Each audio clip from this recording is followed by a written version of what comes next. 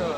I'm Keertan Sanghi, Chairman of the India ITME Society, and you know a little about the society. We are about 46 years old now, and our focus is to create interaction between the textile industry and the textile engineering industry, where the engineering industry manufactures machines, components, and spare parts. And so, this is our objective, to organize various events to encourage this interaction. So this event that you have been organizing, since how many years you are organizing, and could you tell about its growth story year on year? What is the growth? So, the first event was organized in 1980 in Bandra Reclamation Ground, and I remember being a small child, but my company had a stall, so I remember attending.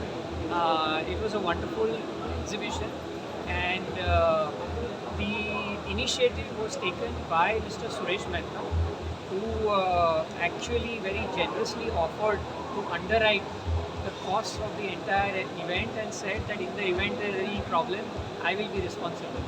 So these were the stalwarts who were responsible for creating and encouraging these kind of events. And since then, we've held 11 events. The last event was in 2022 of our flagship the exhibition, which is the India ITME exhibition, and it is held every 4 years.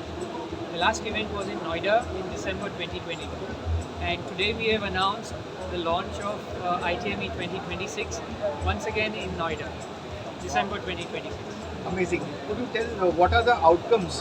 What are the benefits to which kind of people, to which stakeholders? So, the textile industry has many stakeholders, starting from the government, the financial sector, the engineering sector, the actual industry, and also consumers.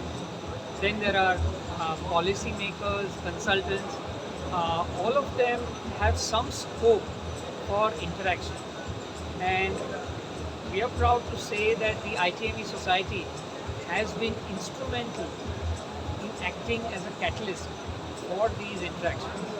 Thank you, sir. You are doing a great job. We are all with you. You can expect our complete support. Thank you. Thank you. Thank you.